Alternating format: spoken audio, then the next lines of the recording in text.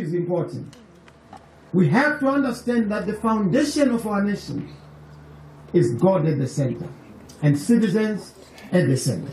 Citizens first. We call it citizenocracy, which is a class or a type of government where the citizen is at the center, where the citizen defines lawmaking, defines legislation, defines where we have come from. And I want to acknowledge our war veterans. I've just seen Mr. Magwisi there, one of our luminary war veterans. We acknowledge you, our war liberators.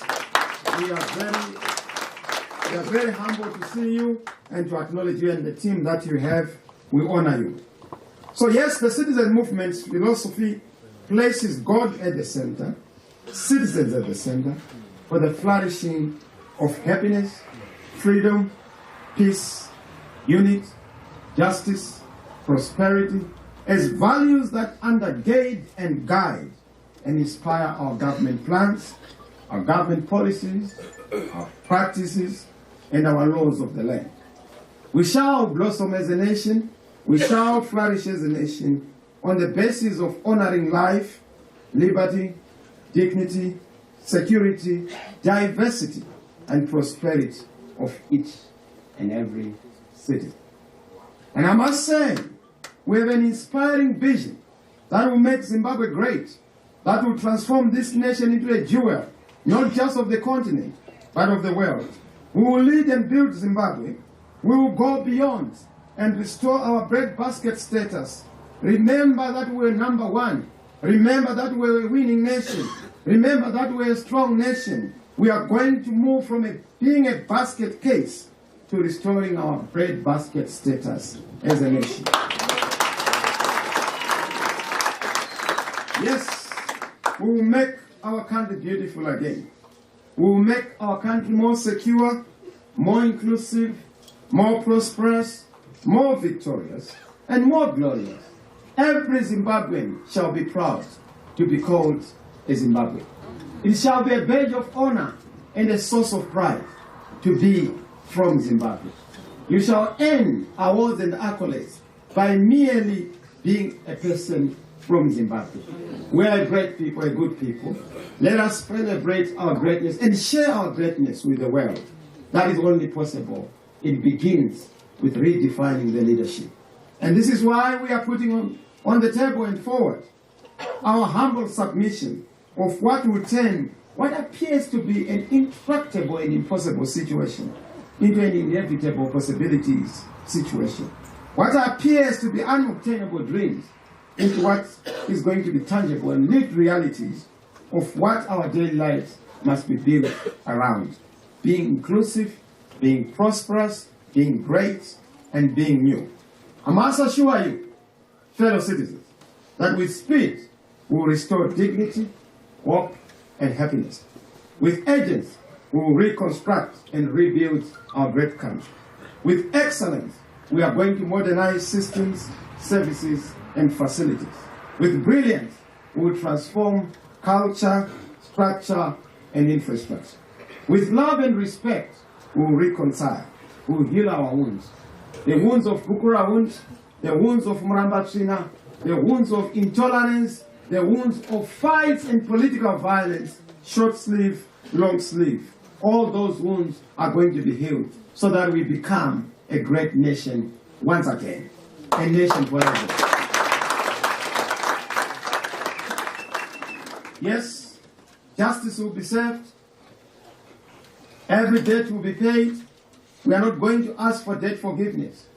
We are too rich to be a basket case and a charity case. We will pay back all our debts because it's honorable before God and before men to honor your debts. We will pay back. And we are not going to ask for debt forgiveness. We are simply going to have a restructuring of our debt and honoring our debt. Yes, all mistakes that were made will be corrected.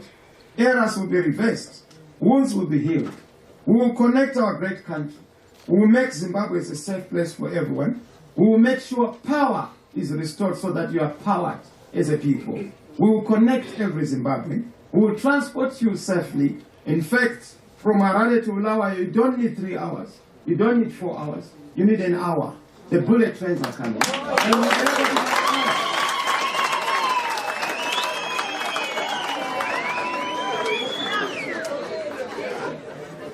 We are going to restore the necessary macroeconomic conditions to make sure that success is restored to our country.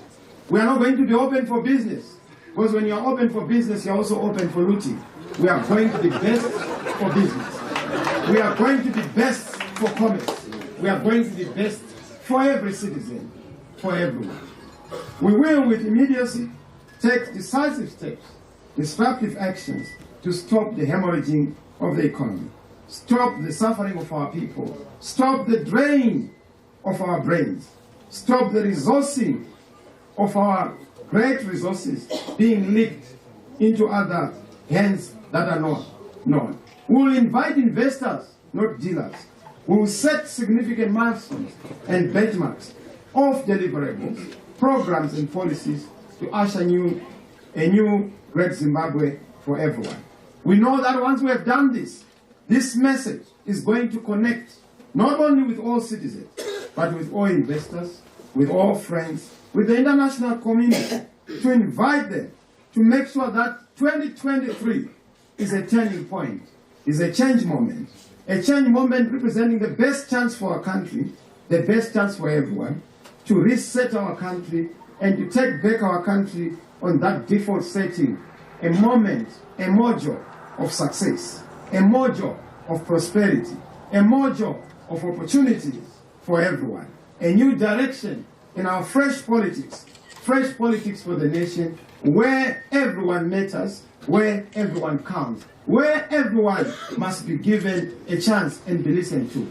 And to show the gesture of everyone being involved, this is why we have said we will not launch our blueprint in Harare. We can't Harare-ize everything. Let's de-Harare-ize Harare.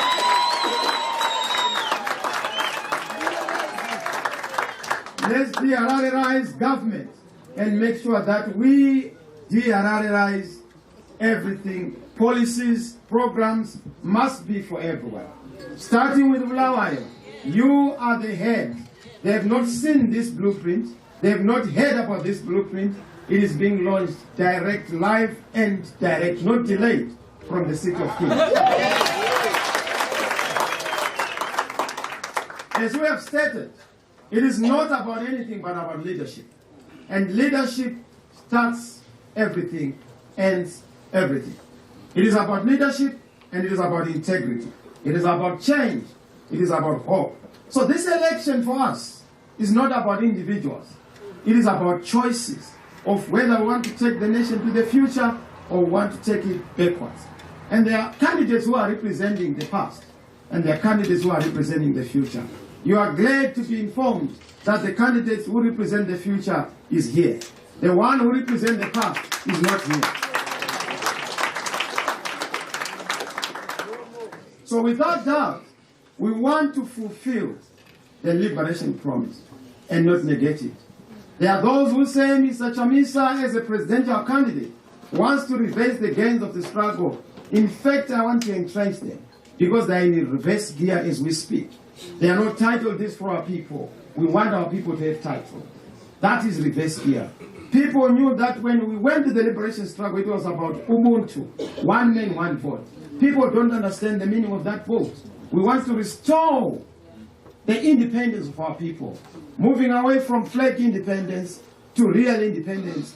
Independence must be felt around your family, within your family, in your life, in your pocket, in your bank account, at the school that your child is going. That is where independence is. We want to reconnect with the ideals and the values of the liberation struggle. So Mr. Chamisa is there, carrying the great dream of Joshua Nkomo, carrying the dream of great Lookout Masuku, carrying the dream of great people like Herbert Chikota. That is the dream that I'm carrying.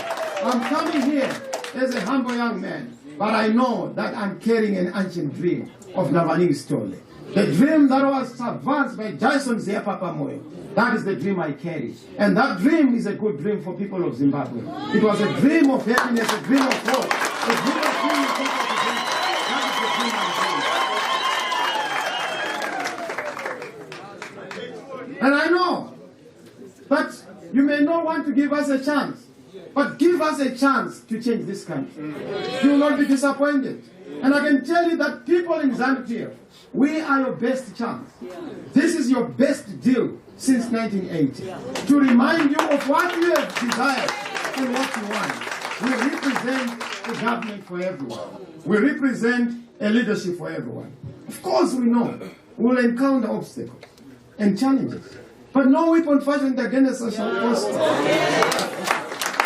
This is why we have been standing against all odds. I saw my brother Douglas is pulled out of the race. It's a tough game.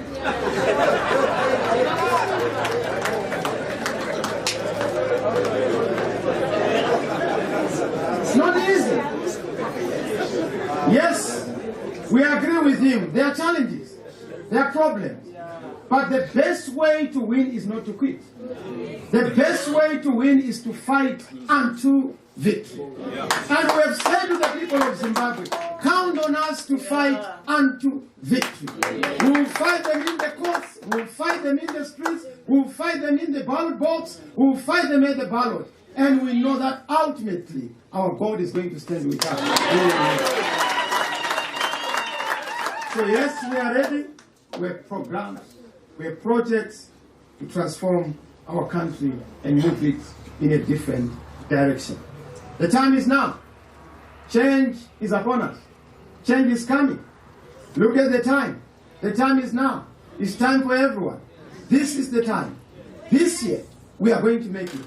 I can tell you, our opponents know it. That's why they are responding using violence. That's why they are responding, saying, Mgomana hapindi, ujaya fangeni, ujaya uzangeni.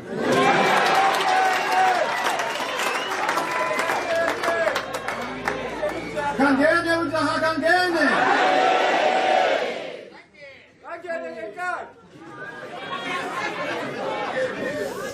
Uzangena ngengani ngenkinga.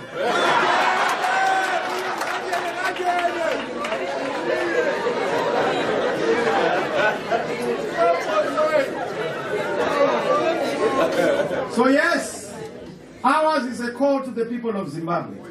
One people, one nation, one vision. We are saying we are one people together. Sivantu vanye, simunye, sonke sizangoba ndawonye, sonke sizasebenza ndawonye. We want everyone to understand that this country belongs to us together. This is our humble submission. As I humbly say to you, we have this new Zimbabwe blueprint, the new Great Zimbabwe blueprint. It has 5 canons, and I'm going to go into those canons in a summary. I will not go into the entire book. You get your copy. Those of you who came here, you must get your copy. Those in Arada, they don't get copy. Of course, the document is going to be distributed to all and sundry. But we want you to understand that there are 5 fundamental canons that are underpinning our new Great Zimbabwe blueprint, which is our plan for a new great country. Number 1 is the issue of restoration. We are emphasizing that as a philosophical guideline, we have to make sure that we recalibrate, re-energize, reposition, rediscover, and revive our country. But to revive our country for greatness, we must be able to look at what we have lost and that which we have to restore. Number 1, we have to restore faith in God and worship our God. I know some of you may differ. Yes, we will not do away with freedom of worship. But we as a people must together know that we worship our God. We honor our God. We love our God. So we have to restore faith and worship. If you are to be great in anything, be great in your worship. Be great in your worship. When you worship God great, our country is going to be great.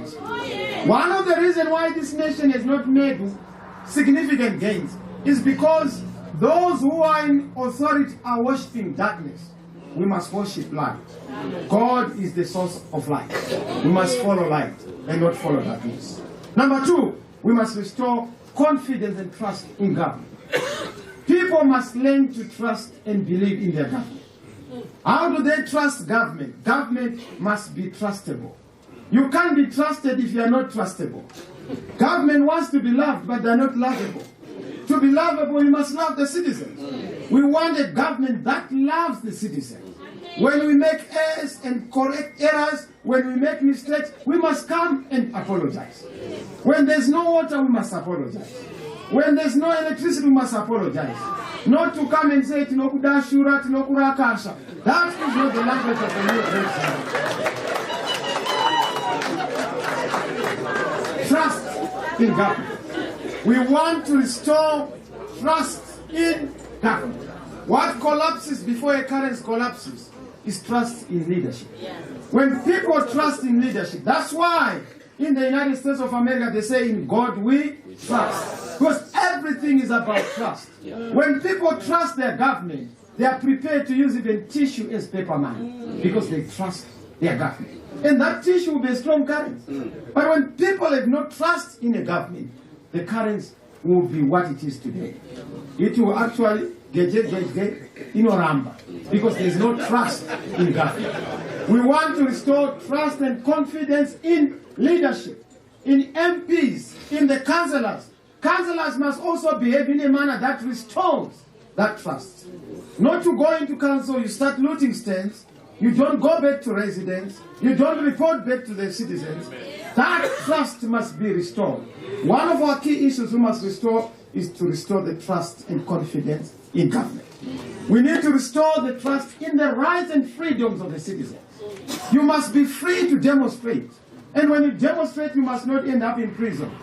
When you demonstrate, you must not be like Mtwakas, MRP. They are now behind bars for simply demonstrating. You must not be like Job Sikala, representing a mere murdered, child of Zimbabwe.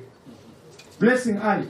He is in prison. We must restore fundamental rights and freedoms. This is the president who is going to give you back your rights.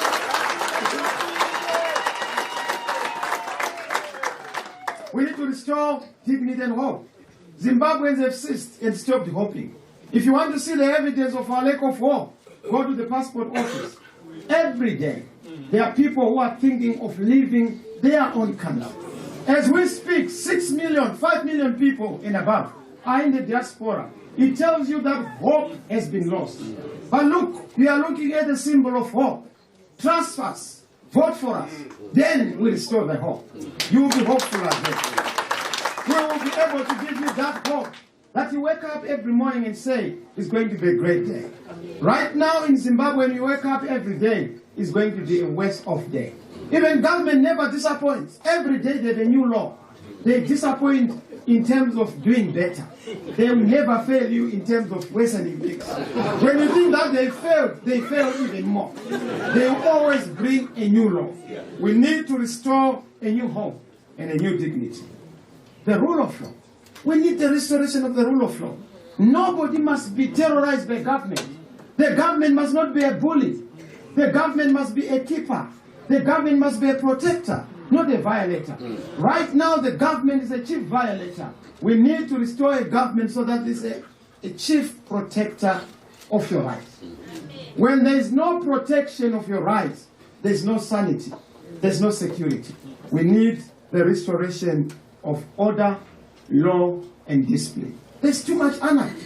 But anarchy starts at the top. When the president is an anarchist, the whole nation is full of anarchy. When the president is full of disorder, there is no order across the whole country. May you trust this president for order, for discipline, and for the rule of law. The restoration of institutions, big ideas, and not big men. We don't want a nation where we have big men. I've said to colleagues, don't praise me. You can cheer me on, but don't praise me. Because this is what brought Mugabe. This is what brought Mnangagwa. We can't have a country where we celebrate an individual. There's only one God. All of us are human. All of us are human beings. Let's be all under God and respect that we need to restore the integrity of each and every individual. No one is above others. The work ethic. Zimbabweans have stopped working because there's no merit in working. There's no profit in working. We want to restore that work ethic. People must work. Under our government, we're not going to close industry at 4 o'clock. There are going to be shifts. 8 to 4, one shift. 4 to midnight, another shift.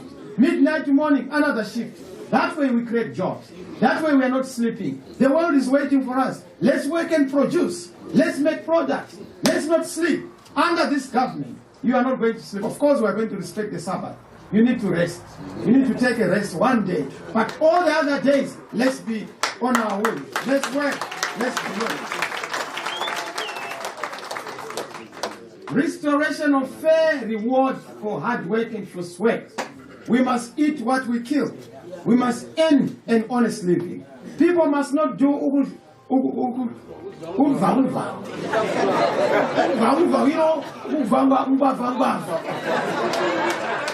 we can't be a nation of umbavangwa.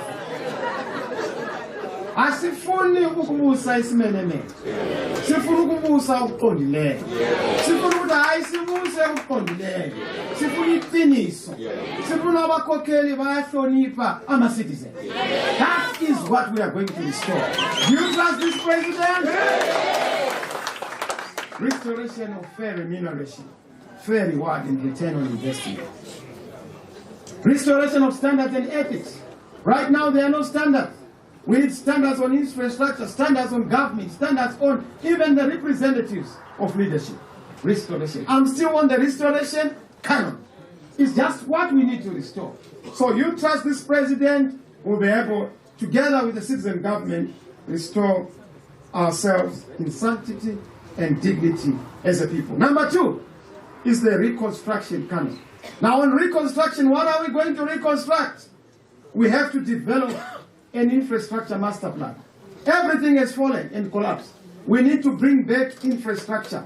I call them lines of civilization, lines of power, lines of electricity, lines of communication, lines of water, lines of housing, lines of ablution. We need these lines of civilization in the rural areas, in the urban areas. We need to make sure that we don't have boreholes in the urban areas. It's a sign and a symbol of collapse and failure. Boreholes must not even be in the rural areas. In the rural areas, you must have solar-powered systems, having constructed proper dams, so that people have piped water. Boreholes are a sign of a government that is retarded. It's an analog government. You need a digital government. Let's go for the digital government so that we are able to have reconstruction. Let's construct those lines of civilization. Let's rebuild our industries. Bulawayo was known as Into to Seattle, a city that is small because of the factory. Where all these factories, NRZ was almost like the hub of the entire region. Not the region as in terms of the material, the region in terms of SADC. It's a pillar of logistics. We want to restore Bulawayo to be the region of the regions. We want to restore Bulawayo to be the center of all the logistics. That's why we have said, in a new great Zimbabwe, Bulawayo has to be restored as the industrial capital of our land. Industries must begin to work again. Rebuilding industries, new factories, boosting ventures, inviting entrepreneurs, being able to be best for business. Number 3 is the modernization canon, the wealth creation canon. We are known for just being employees. We must create wealth. One of our key strategic objectives in a new government is to create billionaires and billionaires. That is how development is done. Lee Kuan Yew developed Singapore. Mahathir developed Malaysia on account of a battalion of entrepreneurs.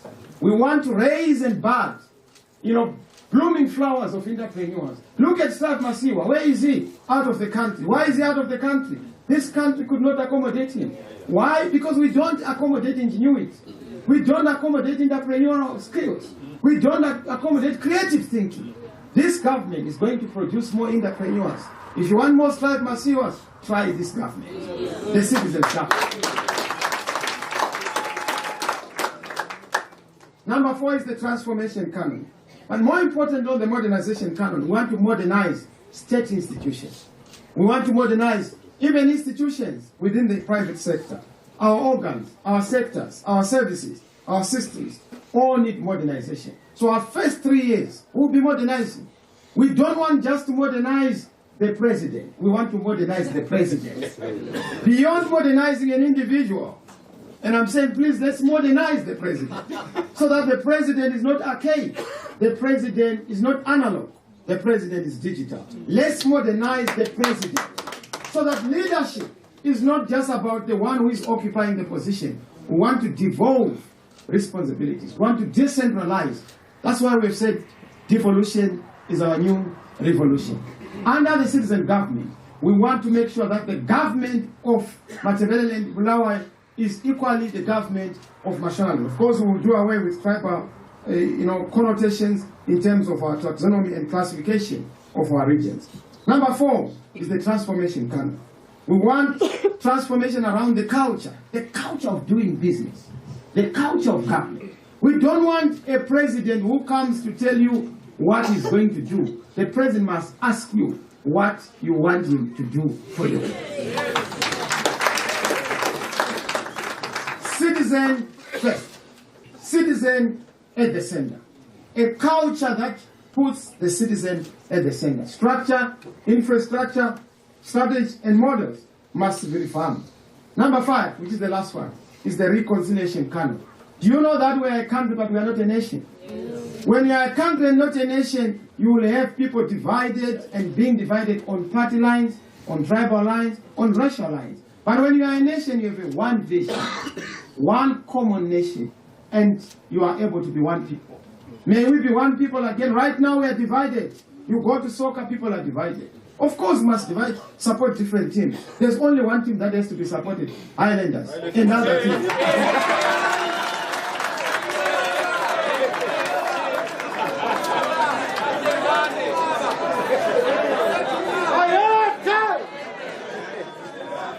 But then, fellow citizens, that's not division, that's diversity.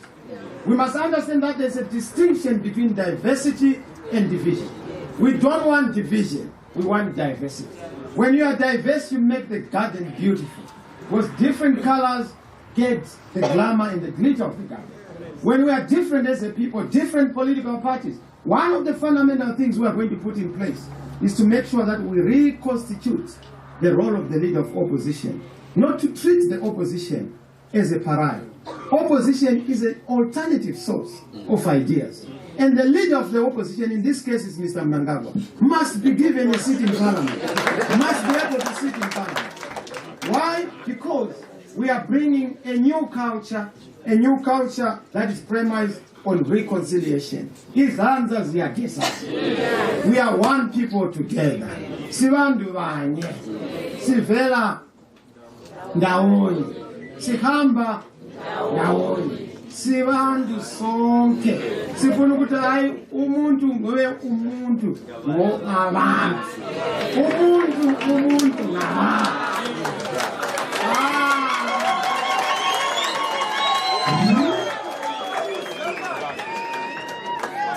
So yes, Kukura Wundi, Muramba China, they all require a sober approach. We need to say, as a people, let's have restorative justice, rehabilitative justice, restitutive justice, and not retributive justice.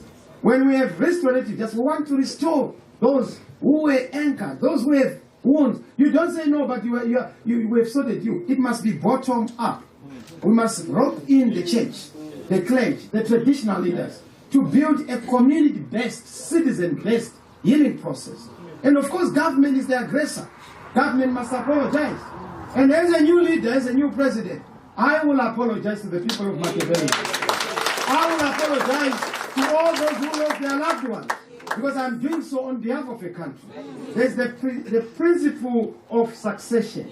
You are succeeding in error. You are succeeding in mistakes. You are succeeding in omissions. You are succeeding in commissions. So we are coming in not because I did it, but because we did it as a government. We aggressed and harassed our own people. That apology will come from government. We even harass each other in terms of politics. You are this political party, that political party. That is a thing of the past. All political parties are good. There are bad people in ZANU-PF, and many of them. But there are also few good people.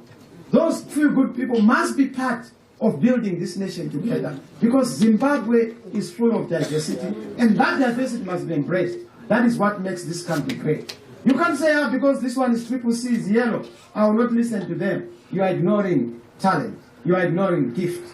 You are ignoring skills. You are ignoring that ability that is going to unleash our country unto greatness.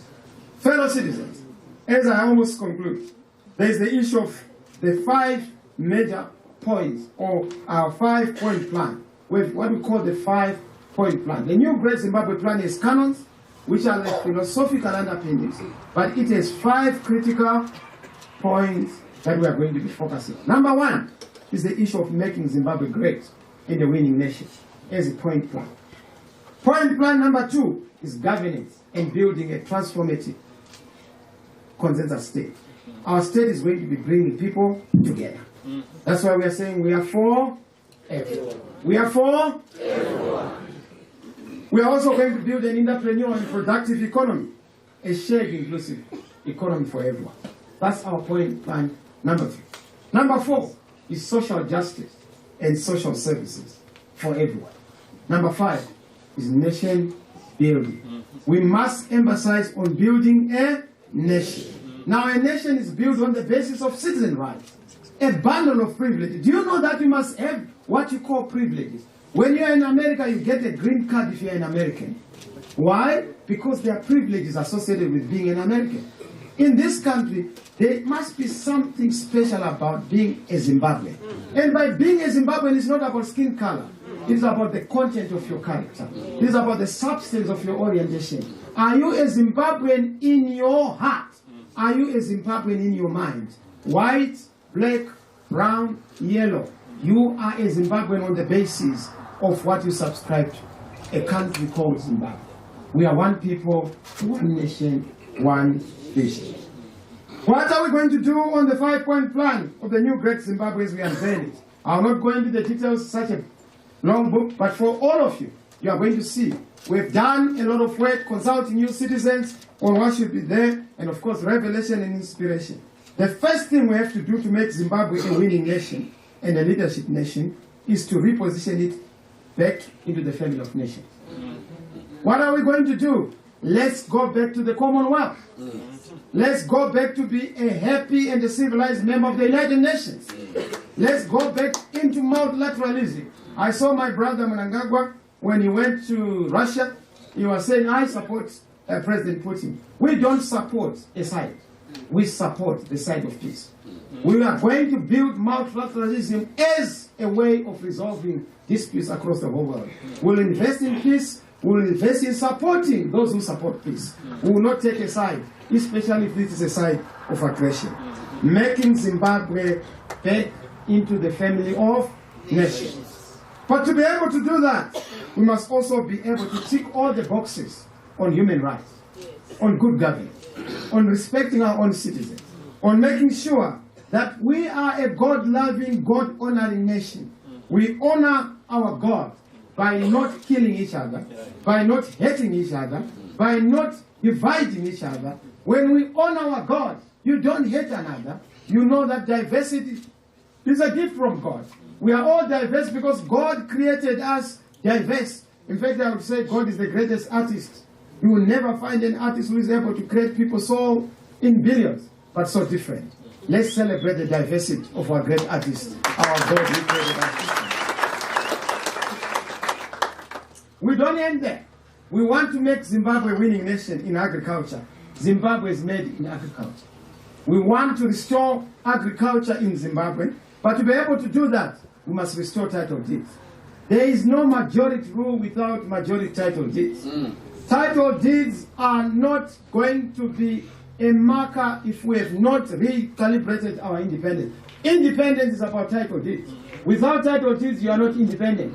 We want every citizen to have a title deed of where they are. But to be able to do that, we have to make sure that agriculture is booming and agriculture is back on its feet. farming technologies, precision agriculture, not digger, not command agriculture, not this kind of agriculture that Mnangagwa is preaching, not presidential inputs. Smith did very well without giving inputs, but there was a conducive environment for people to do business in agriculture. We want to be a leader in modern agriculture once again, so that we are a bread basket in Zimbabwe. We restore our status. We are going to be better than Switzerland. We are going to be better than any other country we have known of. Ukraine was basically the farm of the whole world. We can be that better farm for the whole world with a better leadership. Are you ready for this new government? Making Zimbabwe known for producing and making, not to be a consuming country. We want to know that this is made in Bulawayo. You know, we have Madura made in Bulawayo. We have the nicest beef made in Bulawayo. We need made in Zimbabwe. We need to make sure that we are a producing country. We have to restore our status as a producing country. We have to make sure that we are a global leader in education. We are an education nation. Do you know that we have educated so many people? Professors, though I doubt some of our professors, but many of them have done very well across the whole world. I mean the political professors. But the academic and intellectual professors have done very well. And we salute them, they've done very, very well. We need to be a model country around governance and leadership. Zimbabwe must be known for good governance. Not what we are right now. Whenever people talk about stolen elections, Zimbabwe. When people talk about a divided country, Zimbabwe. When people talk about political violence, Zimbabwe. We must, when people talk about a model of good governance, multiracialism, unity in diversity, Zimbabwe. We need to restore our country as a model country for good governance and democracy. We will have elections, people will not be beaten up for voting the president out. It must be glorious for you to actually be shown your way out. Because, you know, staying there is laborious. It's glorious out there. But somebody thinks that once they're president, they must not leave. They must remain there. Please, citizens, try and trust this president. You will leave when you have said it's time out.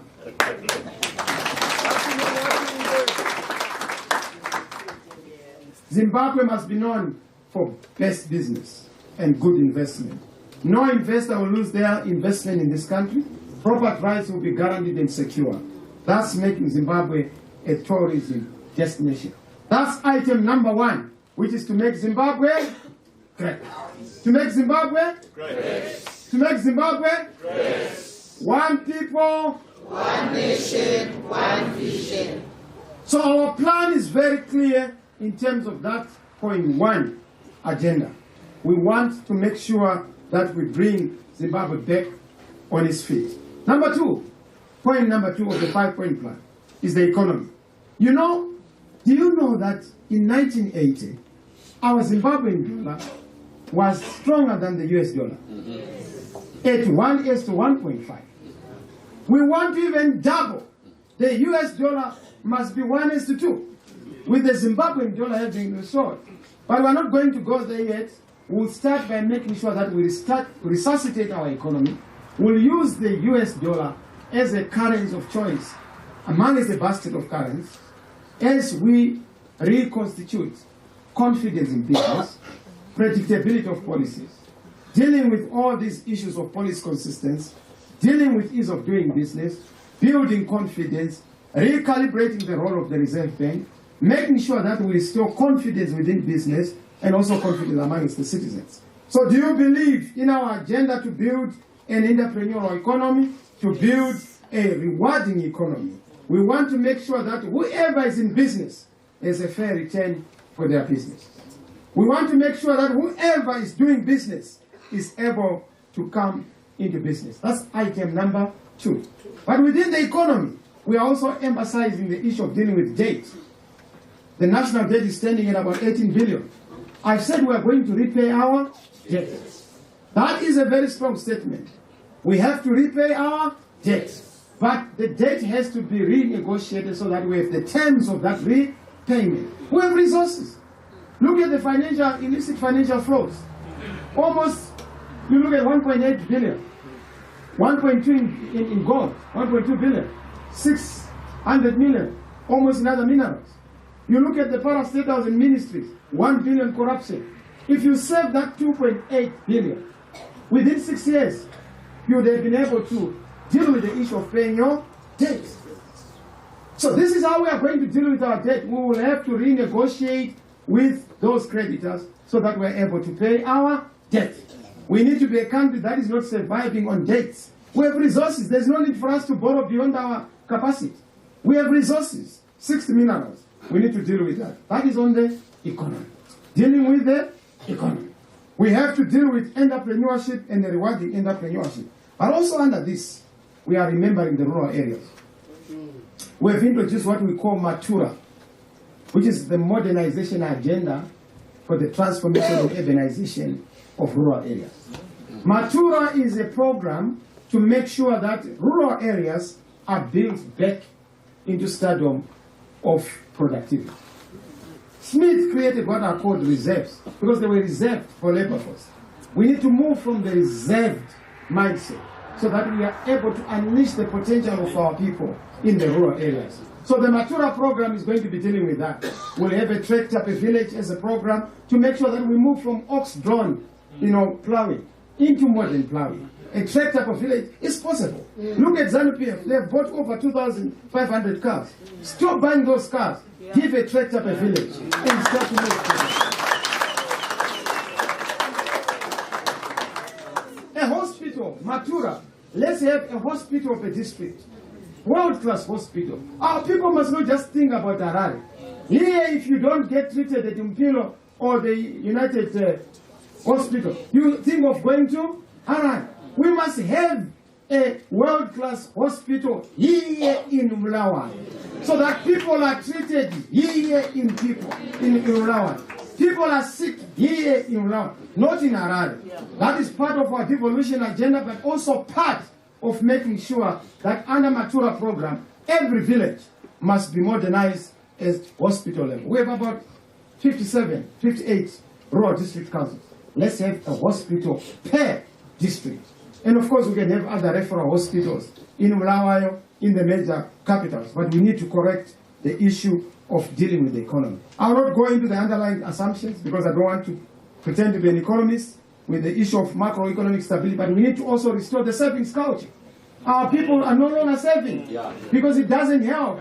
When I grew up, we used to have this little book. My mother, the late mother, used to have a little book, a POSB book. And she would always, tick and get some returns. We need to restore a saving culture. But also we need to restore a spending culture. People must be able to say, I'm going for holiday to Matopos, domestic tourism. But people can't do that if they don't have money. And if they don't, there are people who are in Mulawa who have never been to Matopos. There are people who are in Mulawa who have never been to a hotel. Why? Not because they don't want to see how a hotel is like in the village. I took my mother before she passed on to a hotel. She was so surprised. But also the food here, I thought. And she's not the only one. Many people are in those circumstances.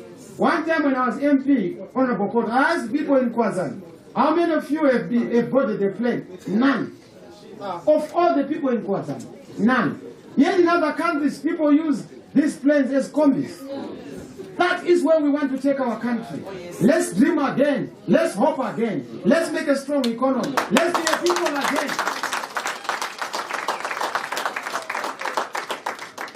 Matura is a massive transformational program for the rural areas. We want to uplift our rural areas and bring them to stardom. Bring back the issue of beneficiation and value addition. And our government, no lithium is going to go out of this country unprocessed. And our government, no gold is going to be reported on Al Jazeera. There's not going to be any gold mafia. If anything, there's going to be a gold mafia, not a gold mafia. People who worship God and who respect God. Gold can't be wasted. We want to see our resources, the blessedness that we have been given by God in our hospitals, on our roads. Yes, we want to see this infrastructure development on the basis of what we've seen. I've said infrastructure is first seek ye first infrastructure, everything follows. Once you fix infrastructure, you have fixed everything. Of course, don't forget to seek the kingdom of God. But all in government, we will seek first the infrastructure. Once we get right infrastructure, everything then follows. We need to get our infrastructure sorted. Bullet trains, spaghetti roads. These are doable things. These are doable. But try us. Do you trust this president for this? We want urban metro system here in Ulawan. You must know that in 15 minutes there's going to be a metro that is going to come. In the next 30 minutes, if you miss this one, you wait for the metro. Not to live in a country where there's disorder. You don't know whether you are going or you are coming. But it starts with the president. And I'll show you one thing. I will never put on a scarf when it is hot.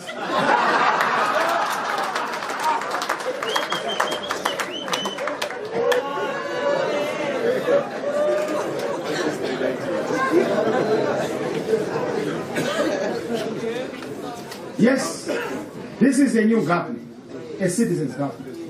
The Internet of Things, blockchain. We are going to introduce the fourth industrial revolution. We are going to do it. We did it in the inclusive government.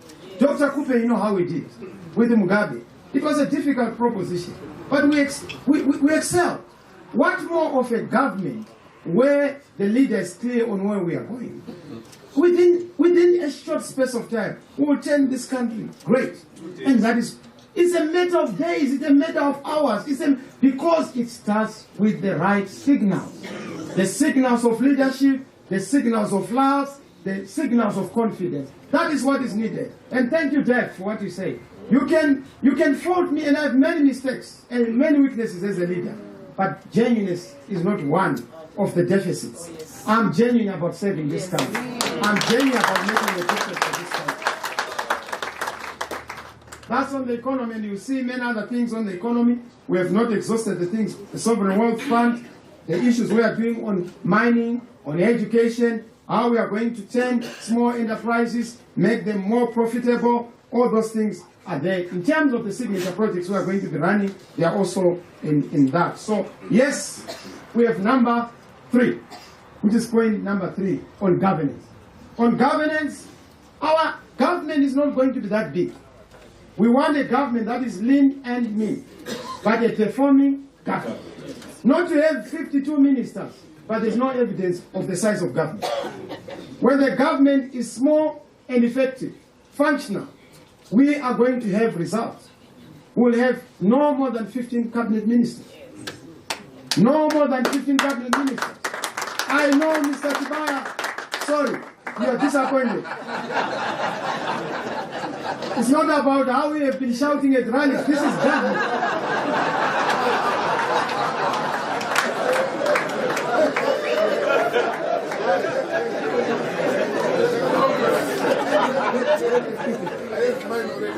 Government must be for the capable and competent. Government must be for the producing and productive. Government must be results-oriented. If you are not producing results, we show you the door. No one individual is the last born. Even the president is not the last born. We will always have the next man and the next woman to serve the people of Zimbabwe with grace and with merit, on merit. So yes, on governance, our vision is to build a 21st century modern, transformational and responsible state that is capable, accountable, responsive, and respectful to the citizens. But how are we going to do it? Number 1, we are going to have a national vision that is shared by all the people. So once we become government, and I'm not saying if, when we become government, we are coming back to you in the first 6 months to have a nationwide consultation on a shared national vision. We have a vision, but it's a party vision. We need a vision that involves all the Zimbabweans, including those in Zambia. We need a shared vision. And we need a vision sharing and a visioning program. At least we cannot share a journey, but let's share the destination. Let's share where we are going. Right now, we are not sharing a destination. Zambia thinks that the problem is sanctions. We genuinely believe that sanctions are a symptom. The problem is leadership. Once we tick the boxes of leadership, sanctions will go away. The next morning I'm going to lift my phone and say, Mr. Biden, we've done the deal. Let's fix the country. Let's do business. Investors from America will come here. Because we've done our bit of the bargain. We are able to have a leadership deficit resolution. That is what must be done to resolve issues. But it starts with vision sharing. We need to share the vision. Where do we want to take our country? What is the journey? You know, President Beck once said, a vision not shared by a community is not a vision. Equally, a dream that has not been shared by a community is not a dream. So we need to share a dream so that we are able to work together. We need to have a new constitution. As far as we are concerned, the document that is there is a good document, but it's not the best document. We need a people, citizen-driven constitution that reflects all our diversity.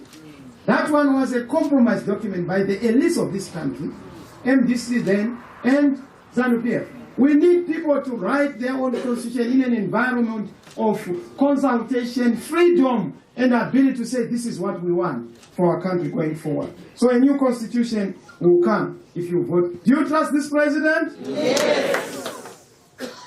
We'll resize and restructure our government.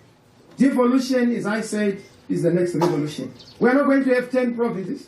We'll have 5 regions. And this one is the southern region. We'll have the central region. We'll have the eastern region. We'll have the western region. And the northern region. We are done. And those regions must be run by governors. And those governors must have autonomy to also run their state, so that the budgets are run locally. Local is local. Yes.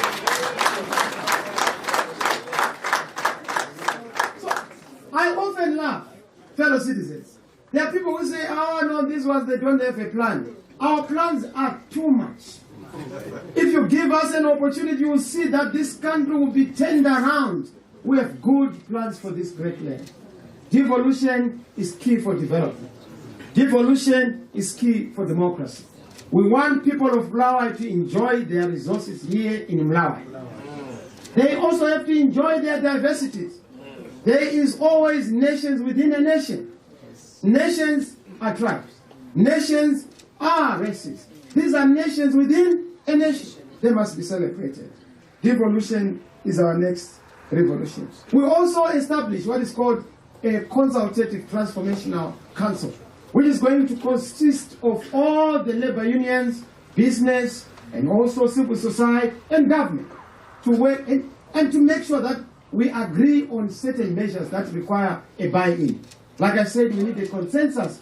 We used to have a tripartite negotiating forum, the TNF, but we are coming with a transformational consensus council so that we are able to move together on these transformational measures we are going to put in place.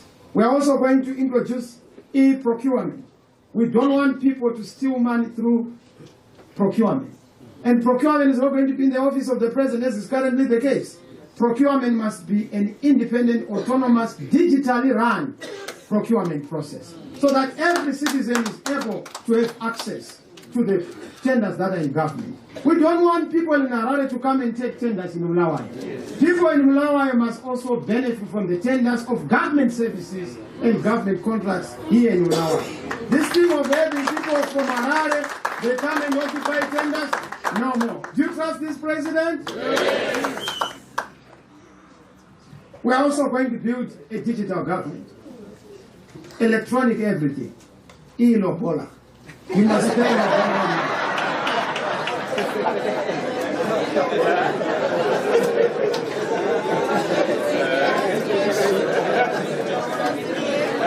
Because I know some will say we want hard cash, but we are going to modernize Rusambo so that you are able to pay Rusambo online. And as it is in the middle, Rusambo is... Yes, ukangazi.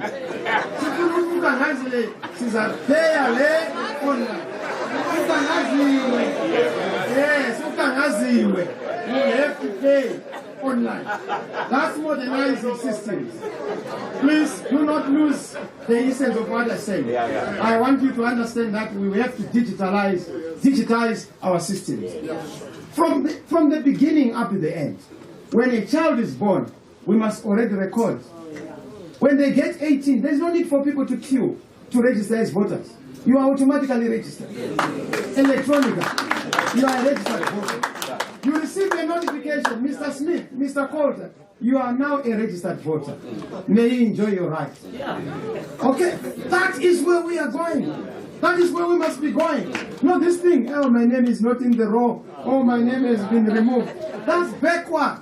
Do you trust this president? Yes. We need to invest in modernizing systems. Social security number. When you are born, you already have a social security number. Activated when you then attain the legal age of majority. Driver's license. Everything. Electronic. We know when you are at school. We know where you are good at. If you are not very gifted academically, you are not daft. You are just gifted otherwise. And we must focus on your otherwise. And build your competencies there. So that you are able to also benefit your nation in your skills. You know that when you're Minister of Education, that's part of what we must be dealing with on the curriculum. Nobody is daft. You are just differentially gifted. And that must be understood. That being an intellectual giant does not mean that you are a social giant. Others are giants elsewhere, where you are not a giant. But our education must speak to those peculiarities. And that also begins with the digital government. Do you trust this government? Yes. On the issue of museums and monuments, we must preserve our heritage as a country to make sure that we make our history, our sports, our music, our arts a source of earning income. You know, there is this group here, very powerful. They've done very well internationally, you know, in Bomeaz. And, Albert Nyatsi. He has done well, very international. But we don't even celebrate him here. We think we are seeing a rat when we are looking at an elephant. He's a giant, but we must be able to elevate him. Create opportunities for him. He's not the only one. There's Conference Amakos and IAS. We must be able to build IAS to that level. That requires a government that is able to leverage on the competencies of our people. It starts with the government. That is the government we are promising.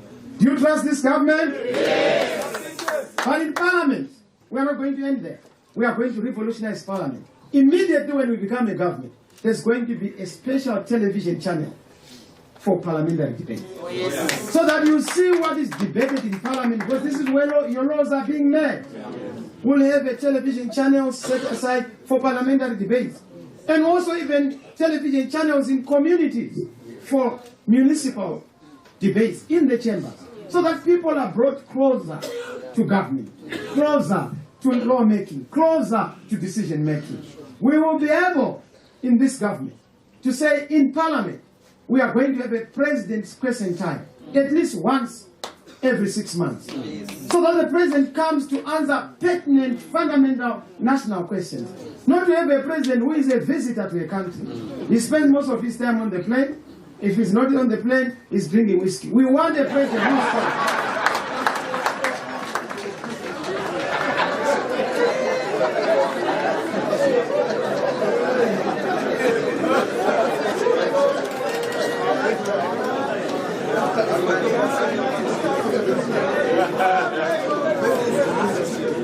So yes, in our Parliament, we want to revolutionize Parliament.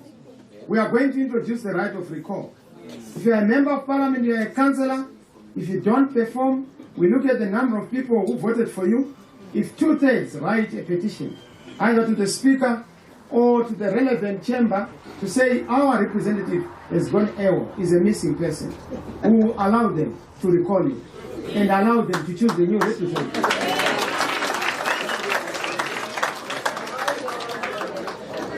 We are also going to introduce a new system, a public barometer for all public offices and officers. If you are a minister, there's going to be a public barometer to rate you. For MPs, to rate you. At the end of the year, you must be rated. How did you fare? You go to Parliament, you don't even cough or sneeze. But you still want to remain in Parliament. MPs must debate national issues and contribute and scrutinize government and bring government to account.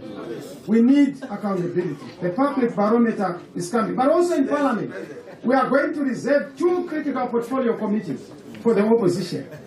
Public accounts and Foreign Affairs, so that we are able to sharpen the scrutiny and oversight function of the alternative. We'll also introduce ICTs in the... And more important, we are going to have an official position of the leader of the opposition in Parliament. And I said, Mr. Mnangagwa, this is good news for you. You are not going to be retrenched. You will have your seat in Parliament as the leader of opposition. I can assure you that we are going to make it in this government. We will be the next government, and Mr. Mnangagwa and his party are going to be the opposition. We will give them their seat. Opposition should not be treated as an enemy. Opposition is actually an alternative source of ideas. It's actually the other side of government. In a normal democracy, opposition is the other side of government. And we must allow to invite Mr. Mnangagwa to State House for ideas. Even if there's none, let us hear the one.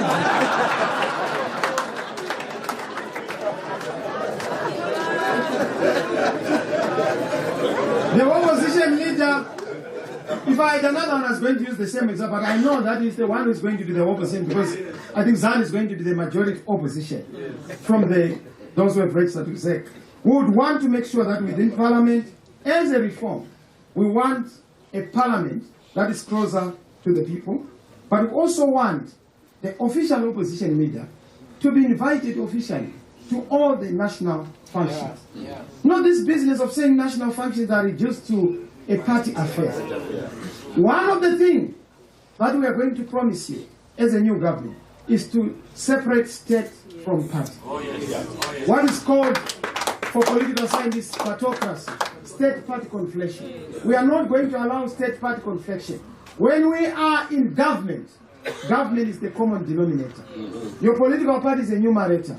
We don't want numerators in government. We want the denominator. We are all one people. ZANU-PF, you come. Triple C, you come. But if you have a party card, that's not your access to government services. Yes. Access to government services because you are a citizen. Yes. Access to government services because you deserve. Yes. Either on the basis of age, on the basis of disability, on the basis of certain of the marginalization that you have suffered in the past.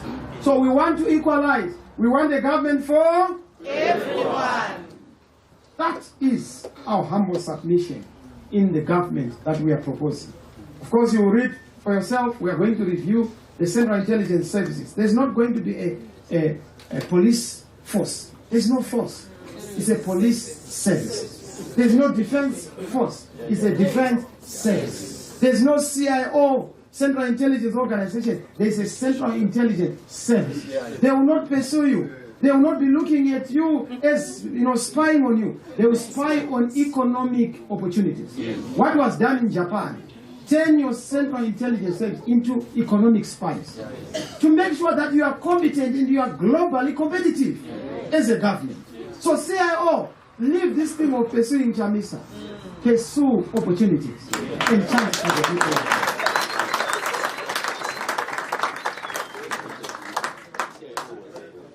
So that we are ahead in most of the issues.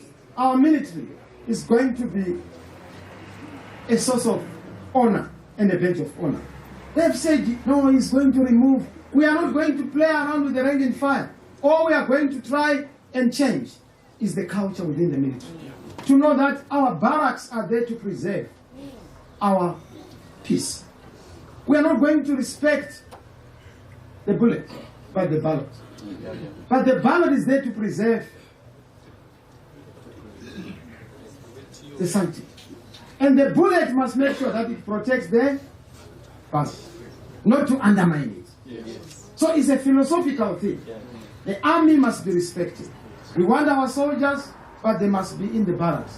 When they're in the community, they're helping the community on account of disasters or other special facilities. We want to honor men in service. In fact, we are going to introduce what is called honor in retirement, not just for service, serving men and women, but for everyone. Pensioners, we want you to retire peacefully and to be happy in retirement. Even members of parliament who have served, or councillors, when you have retired, we don't take away the title. You will still continue to be called honorable, but retired honorable. You will still be called alderman, but retired out.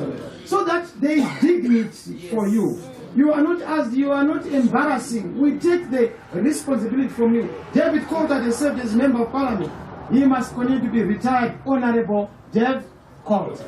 Unless if you steal people's money, we will take back those funds. I don't suspect, Dave, you can do this. Honor in retirement. Even for servicemen. You look at people who are in the army. When they retire, they have nothing. People in the civil service, when they retire, they have nothing. They have nothing to show for it. We want retirement and honor in retirement. An arm of service approach. That's number 3. Number 4, social services, I conclude. Social services, the most important issue is education. And on education, we are going to work on the critical issue of revamping the curriculum. I've said to people, the color program has to go. Let's review the curriculum and have a new curriculum that fits to the needs. What the people are happy about, we will come and ask you as experts, as parents, what do you want to see in the curriculum of your children? So that our education is founded on very strong pillars that will make the country move in industrialization, productivity, and success. Do you agree with that program? Yes. Do you agree with that program? Yes. Social services. We'll also make sure that we deal with the issue of health. Of course, on primary education, we've already indicated grade 1 to 7. Let us have universal free primary education. We are also doing away with the exam fees, by the way. There's no need for parents to pay exam fees. As in South Africa, no need for exam fees.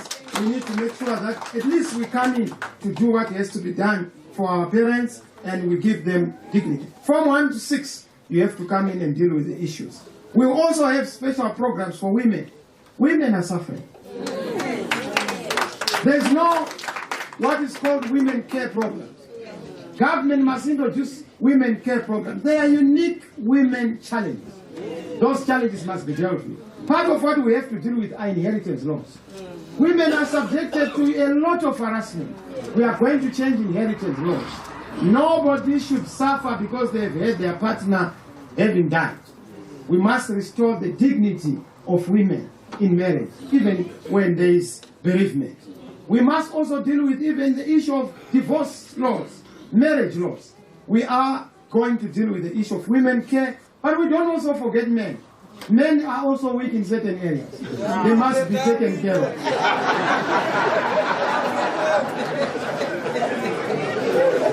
If you want to see how weak men are, just take away the woman. You will see that they are not very strong. Persons with disabilities, they need special care. One of the things we are going to do as government under the social services is to make it mandatory for all public buildings to have mechanisms that cater for persons with disabilities, for accessibility. You can't build a public building, whether private or public, if it is going to have access to public, the public. You have to make sure that there is facilities to cater for them. There's also going to be care for the aged. If you're 65 years and above, we must take care of you. Government is there for you in terms of services. That's what's happening in Europe. I know it's happening in Switzerland, which is my role model. It is possible. We have resources. Let's take care of our elderly. Let's take care of our children. No child marriage. Very strict on child marriage.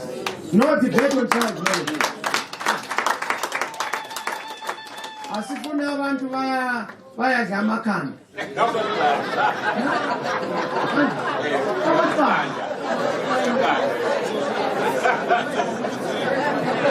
Why should you go for the eggs when the chickens are dead? And the chickens are desperate for you.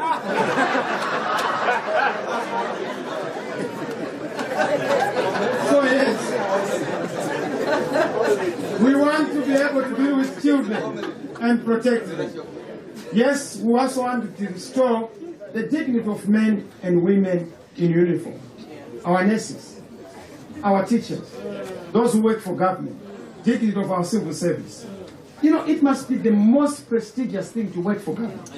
In fact, those who work for government are going to be the most and highly remunerated. So that we take competence away from private sector into government. Do you agree with this government? Of course, on the social services, we are also going to make sure that we honor our heroes. But our heroes are not going to be politicians only. Heroes are going to be all. We are going to have an independent body to confer hero status on the basis of known guidelines and set guidelines. It doesn't matter you are ZAPU, you are Triple C, you are a sportsman. If you qualify, you will be a hero. You may not necessarily be buried at the hero circle, but we give you hero status. But we are not going to have heroes who are dead. Not only dead people are heroes. You must also be a hero in life. We celebrate you when you are still alive. That you are a hero. You have done so well. There are people who have done so well. You look at people here, musicians, icons, Love Moma Jaiva. I would say that is a hero. He has done a lot of, wonderful things. Let's give him his honor in life. Thomas Mafumo, he's in the diaspora, singing from there. Very, very angry with the situation.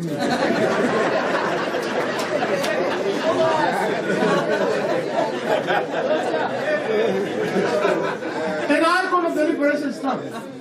Kirsty Coventry. Yes, she's our minister now. But she's done very well for our country. She has put us on the world map. Let's give her the honors. I may not agree with her politically, but we must be able to honor each other in terms of the honors we have. Celebrating our heroes, celebrating our heroines in their life, and rolling out programs for our communities to celebrate our heroes. People in the rural areas are our heroes. They fought for the liberation of this country, but we have not honored them in terms of just infrastructure. That's why we have Matura to celebrate them. The health insurance care, there's going to be universal health care, at least for the primary health care. But for others, of course, you will have to also pay. But we must have health insurance for every citizen, like in other countries. Citizen health care plan is coming. Last but not least is the issue of nation building. We need healing. We are a nation in turmoil. We need to heal. One of the first things we are going to embark upon is to heal the nation. But to heal the nation, what do we need to do? We need to make sure we institute that reconciliation program on the basis of erecting museums and memorials for our past records. Starting with Palagwe. Gukurahundi, we have had Gukurahundi here. The liberation struggle, we even need a liberation museum. Chronicling our history, recording our history, and the things that we have encountered. A bundle of citizen rights and privileges. We are going to introduce what is called a bundle of rights and privileges, so that you know that you have rights and privileges. When you open a business, you must not open a business like you are foreign. There are privileges you must have access to. When you are a citizen, you must not be removed from your ancestral lands because we have, identified or discovered a resource there. You have rights. You can't be moved away. That is what I was saying about land rights. You have to be asked for permission by government. Shillonga is a case in point. Dini is a case in point. Kisumban is a case in point. People should not be chased away from their rural areas on account of economic development. They must be compensated. There must be consultation. There must be consensus. That's part of the citizen rights. National pride must be restored. Not to say being a political party is patriotism. We will repeal all obnoxious pieces of legislation. All these things. Patriotism is best legislated in the hearts of the people. When people love their country because they know that the country is lovable. We are going to have a lovable country because of what the country is doing for you. That is what we must correct. This human rights thing, you want to violate people's rights. No, not in our government. This thing of introducing the Private Voluntary Organizations Act. No, we reprove that. The first thing we will do, the moment we get into government, is to sign that bill out of law. Yes. One, if you don't have social security nets and social safety nets, you don't need to retrench the role of the civil society. Because they are augmenting the support that is supposed to be given to citizens. If you are not able to support citizens as a government, why do you take out? Of course, in our government, we are actually going to be an aid-giving government. Help the helpless is going to be part of the government program. We will actually be donating to other countries. Zimbabwe is not a charity case. We are a donor nation. We can't be receiving from the UK or from the United States. We can actually donate to them and donate to others because we have resources. We have gold resources, we have platinum, we have lithium, 60 minerals. And we're not going to exploit all of them, only 5. The rest we preserve for future generations. That is where we are taking this country. Do you trust this government? Yes. We want to have a rights-respecting government. Your rights, not with the Muramba China. Kukura. All those things. We are not going to be purchasing TSMO to come and disturb your peace. If you run rioters, we convince you to see the disadvantages of a riotous situation. Not to force you. This thing of force and using force against citizens is a thing of the past. This is our offer to you, fellow Zimbabwe.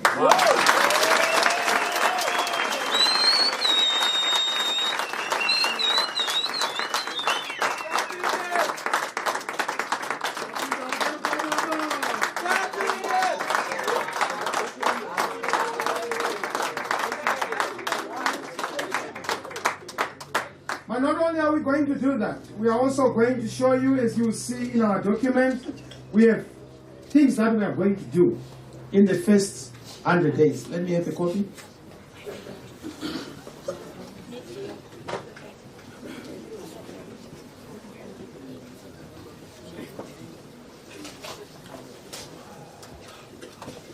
And let's have the copies distributed. While these people are still seated. Thank you. This is our document. A blueprint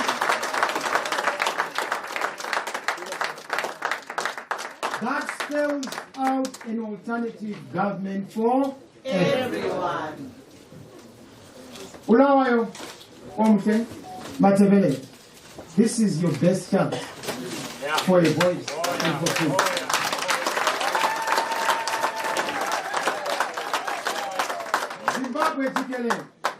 This is your best chance to restore your country to a breadbasket state, to be a gold nation once more, to be a great nation once more. And I want to tell you that there are things that we are going to do in the first 100 days, things that are critical, what I would call the low-hanging fruits, things that we are going to immediately say, this we will introduce and this will do in the first 100 days. And can I give them to you? We have 20 things that we are going to give to you. Number 1, release all political prisoners. Oh, yeah. MIT, Job Sikala, Ngari Fume, or any other person who has been arrested on the basis, just wait a bit. Who has been arrested, just wait a bit, Gaga, just wait a bit. Who has been arrested on the basis of politics. We will restore the dignity, rights, hope, and respect all the citizens. Number 2, one of the things we are going to do is to restore the education system. Because education is the foundation of any society. One of which is to remove the color curriculum and dignity to the teachers. Number 3, we are going to remove bond notes within the 100 years. So if you have bond notes, please get them ready. We are going to be sending lorries to come and fetch those bond notes, and we give you in their state real money. Number 4, universal free primary education. Number 5, a stakeholder turnaround program to make sure that we consult you on the vision making process and the time frames. Number 6, free the airwaves so that we don't just have ZDC as the only TV. We want to have various television stations. Let there be choice. Yes, we'll have a state broadcaster, but let us also have public broadcasters. And there must be many. Number 7, we'll reintroduce executive mayors. Oh, yeah. To make sure that there's accountability, there's also devolution, so that you are able to run cities effectively. No more interference by central government in the affairs of our local authorities. Number 8, depoliticize the state. I have already told you, no more, Congonia dancing, no more chanting of slogans. You don't chant slogans in government. Once you do that, there's going to be what is called a creed of civil service. You assign to that, you are not going to play politics or chant slogans. Serve the people without fear or favor. No politics in the parastatals, no parties. Those people who are unwanted political, don't think that you will have a sanatorium in government. And I know you are many. When you are not chosen by the people, don't look at government as a dining room or a lounge where you come and lounge and dine. It's not a restaurant. Government is for service, not for eating. And those who think that it's time to eat, you are candidates for prison. We will arrest you. Those who have appetite, those who are going to be corrupt, there's not going to be any jobs. I was telling my brother Chibaya that you're pretending to say I need nice cars. You will not have any nice car. Government is not a place where you have nice cars. If you want a nice car, go to private sector. That is where people have nice cars. In government, people must have decent cars to do the work to serve the people.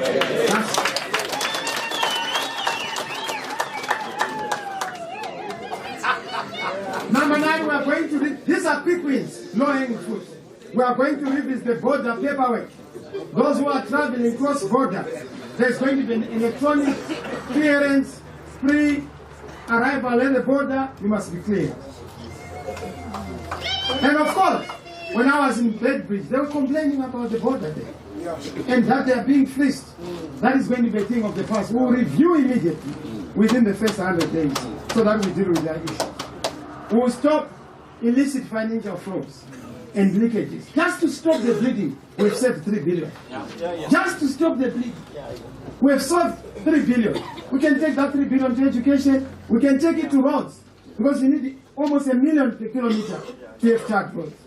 It's possible to then have BOT, PPP programs, as you see, to then have tarred roads across the whole country. There has to be tarred roads across the whole country. In fact, going to Harare, you must have 4 lanes. If you don't get 4 lanes, the government is not doing business. Not this business of a government just boldly, extending the shoulders of the road. Oh, look at what we have done. You have done nothing. You haven't started.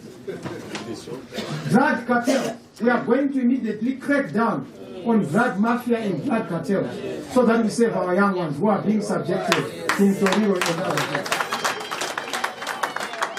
The war on drugs.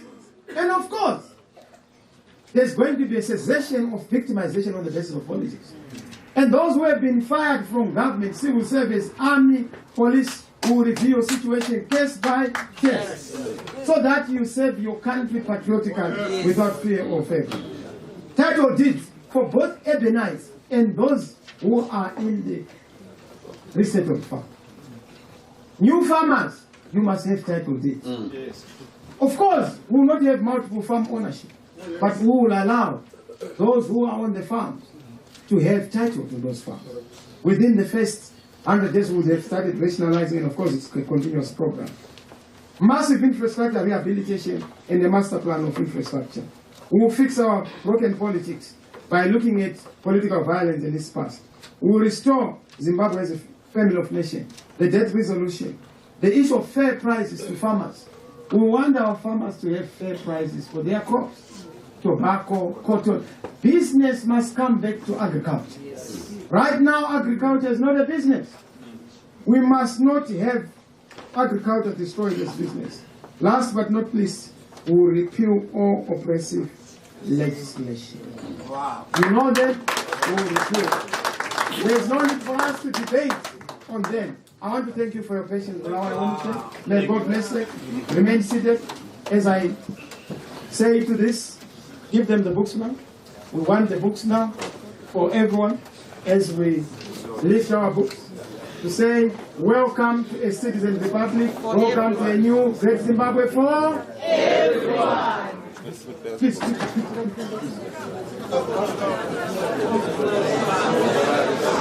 are coming. Thank you so much. I'm sure you like this new program. Do you agree with the blueprint? Do you agree with the blueprint?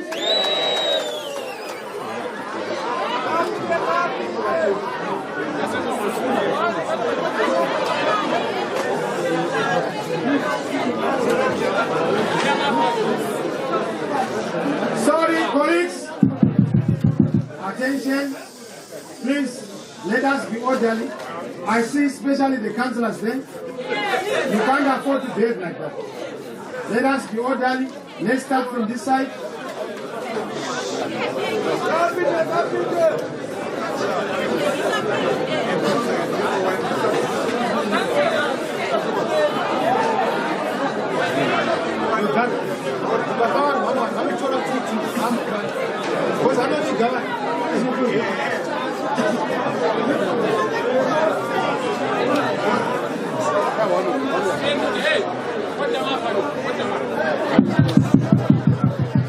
Thank you so much.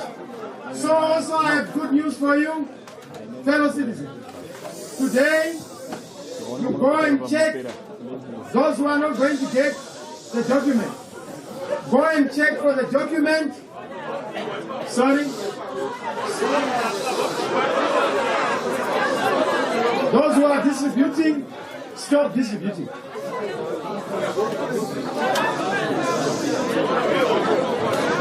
Let me say, fellow citizens, I know your hunger for this document. It's your hunger for a new Zimbabwe. It's appreciated. You get your copy.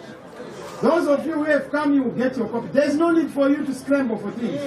That is the character of the old Zimbabwe. Here you get Zimbabwe, you don't scramble for things. Things are adequate, you will get your copy.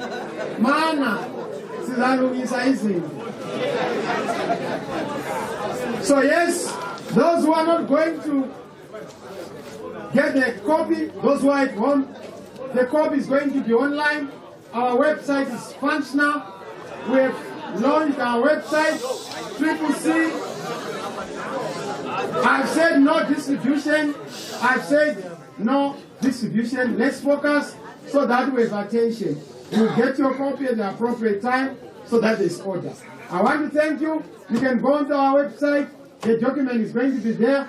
We are now officially launching the blueprint that is going to determine and shape the future of Zimbabwe. Can you grab Zimbabwe for everyone? Can you grab Zimbabwe for everyone? I want to thank you, fellow citizens. You can continue to then distribute. Thank you very much. Thank you. God bless you. God bless you. Thank you so much. I want to thank you for your time. Let us be orderly.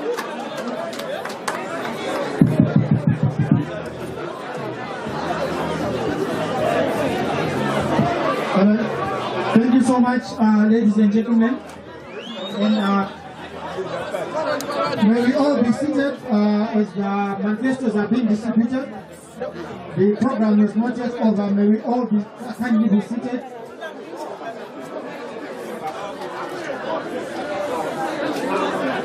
May I ask everyone to go back to your seats? May we all be seated?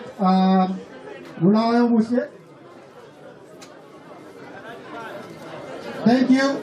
So I just say that Ella will study Lilo to give us closing remarks.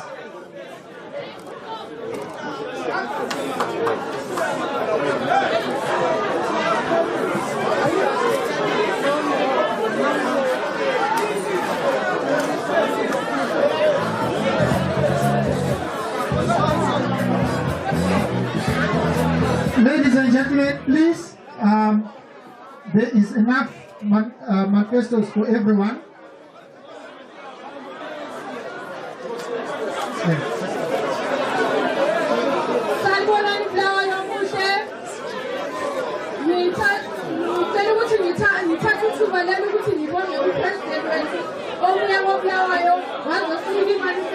yethu. Ngibonge futhi bonke ama-champions akhona ababulawayo. Ngibonge, I also want to take this opportunity to thank all the media houses who have come to join us here. Thank you very much, and you're always welcome to our programs. These are the programs for everyone, and we also want to thank everyone who is here to say that Bagiti, as we go, we are campaigning party. Sizawina njengobulawayo, and we are going to win for everyone, because Bulawayo is for everyone and Zimbabwe is for everyone. Let me take this opportunity to thank everyone and say that this blueprint is the best blueprint ever, and this blueprint is for everyone. Thank you so much. So we'll have the closing.